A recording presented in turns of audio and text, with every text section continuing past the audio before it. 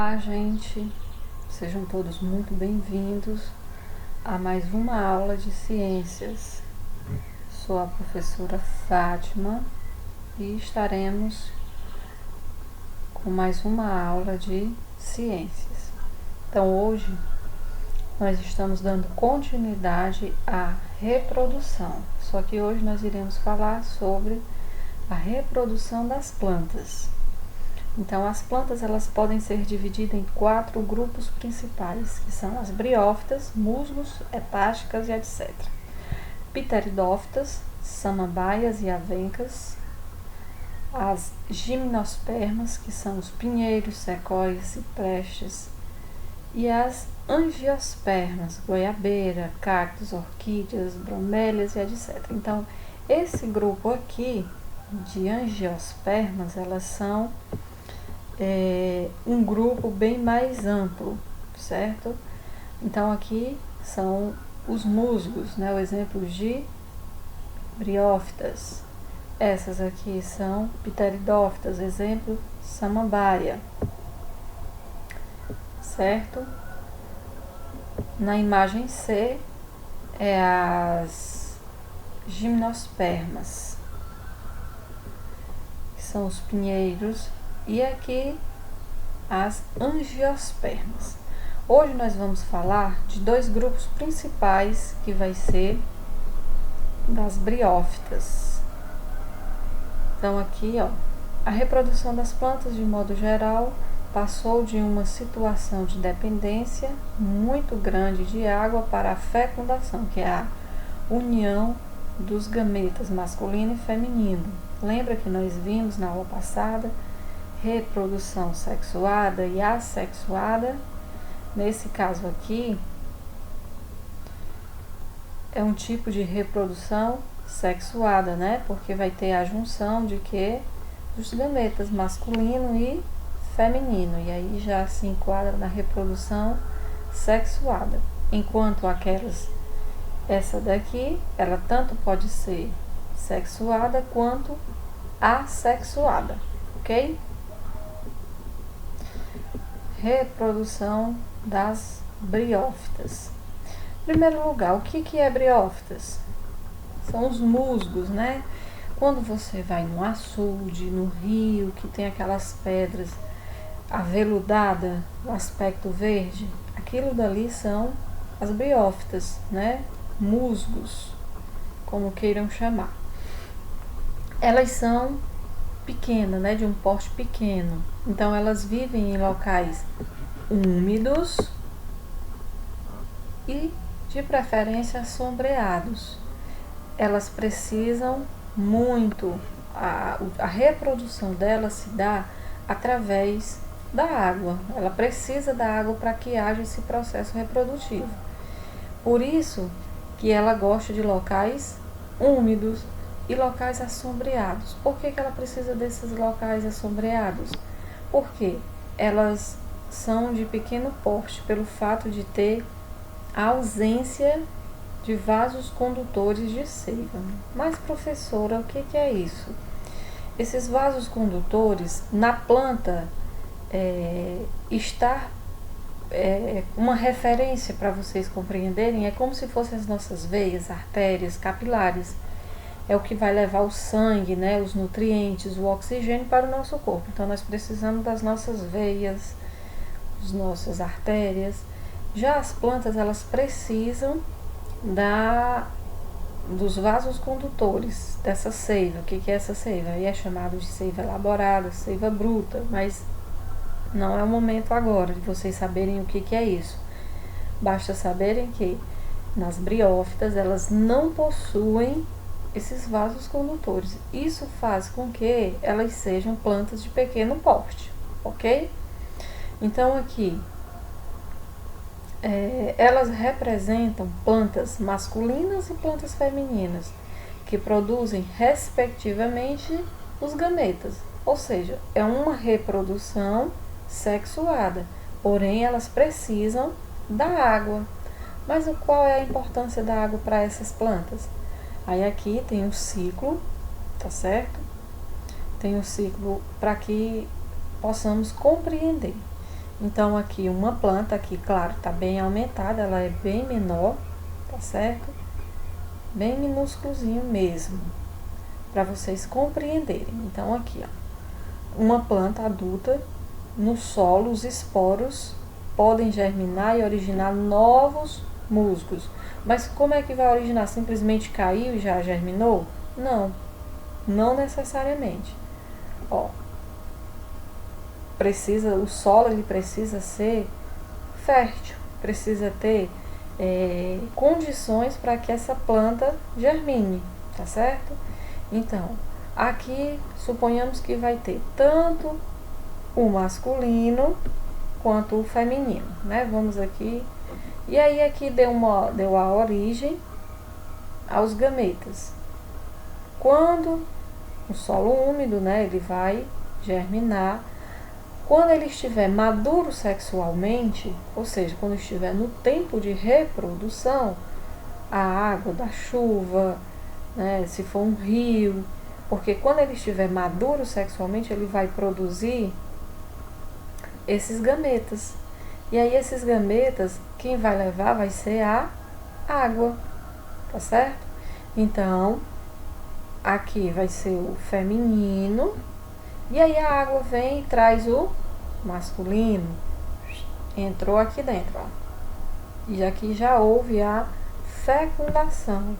Havendo essa fecundação, já vai originar a outros musgos, né? Então esse é o ciclo de reprodução das briófitas, ok?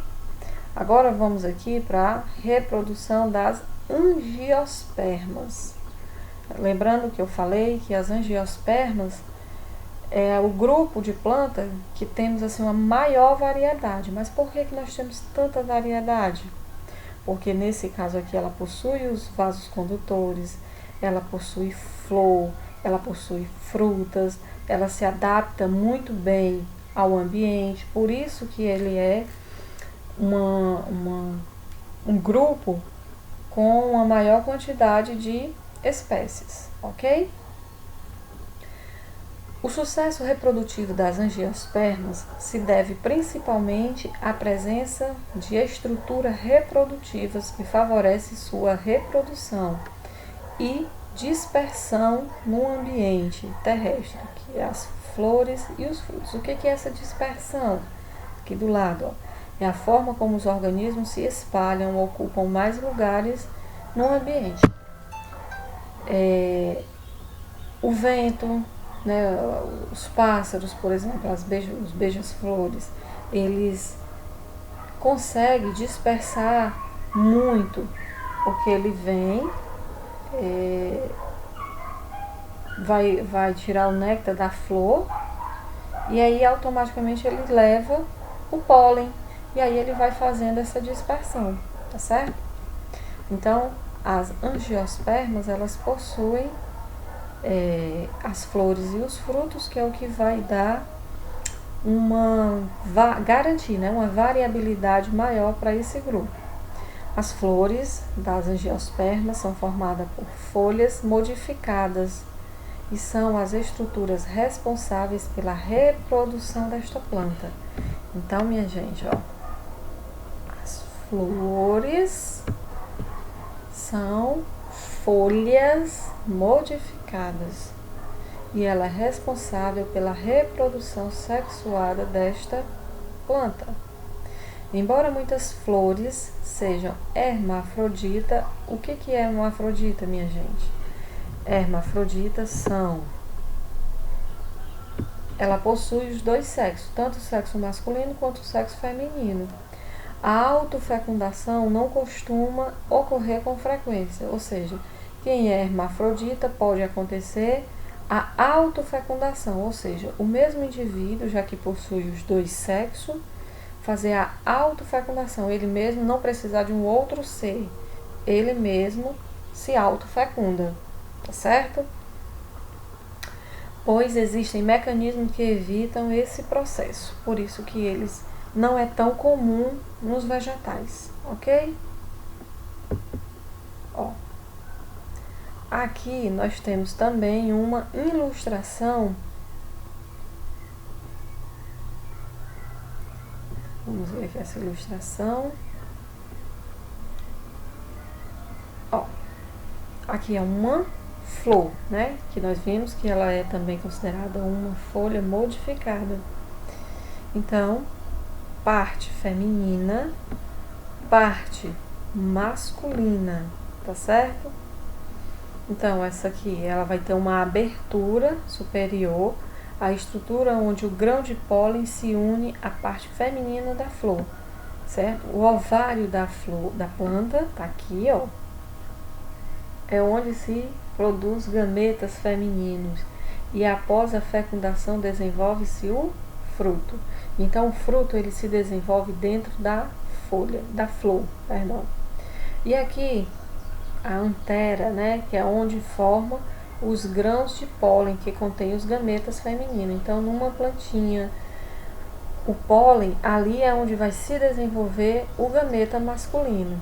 Aqui é o filete, que é a estrutura que eleva a antera. É o que vai dar a sustentação.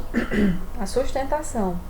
Então, olhando aqui essa estrutura, ó, receptáculo floral, que é a base da flor, tá certo? E aí, esse pólen, né, que vai estar aqui, esse gameta, ele vai ser levado por agentes externos, né? Pode ser o vento, a água, um outro animal, um beija-flor, uma abelha, certo? Então, isso faz com que ele venha, encontre, né, a parte feminina e haja a reprodução. Ó, aqui o restante, ó. Sépala, né, que é a folha mais externa, geralmente pequena e verde, certo? Ó, que é essa daqui. E essa daqui já é a pétala. Essa pétala aqui é onde vai desenvolver os gametas, né, que vai estar aqui, ó. É essa partezinha aqui. Qual é a finalidade dele? Ele vai proteger, certo? Ele vai proteger essas estruturas femininas e masculinas, tá certo? Então, essa é a finalidade da planta. Aí aqui vai exemplificar, né, o grão de pólen, que contém o gameta masculino. Elas são transportadas até a abertura superior do órgão reprodutor feminino, contido no ovário da flor, onde estão os gametas femininos em um processo chamado de polinização. Então aqui temos aqui um exemplo de um excelente polinizador, né, que é o beija-flor, que ele sai colhendo o néctar da planta e aí quando ele introduz o seu bico aqui, vai trazer repleto de pólen. E aí, ao ir até outra flor, ele vai levando o gameta masculino aqui no bico, ok? E aí, esse processo de polinização acontece, ok, gente? Ó. Aqui temos aqui mais um exemplo. Então, aqui vai estar o ovário, a abertura, o grão de pólen, né, ó, vai se abrindo. E aqui o pólen já conseguiu adentrar a esse filete, ok? E ao redor do embrião, desenvolve-se um tecido nutritivo protegido por um envoltório, onde é formado a semente. Então, gente, aqui dentro houve a fecundação, então começa a acontecer aqui um desenvolvimento nutritivo. Esse desenvolvimento nutritivo que posteriormente vai ser chamado de fruto, tá certo? Então aquilo que nós comemos, né, a manga, quando a gente come a manga, aquela parte nutritiva da manga foi criada para proteger a semente, que nós chamamos de caroço. Tá certo? Então, a finalidade daquela manga em si é para proteger a semente para que ela possa se desenvolver. Ó, aqui outro ciclo, outro exemplo. Ó, pronto. Aqui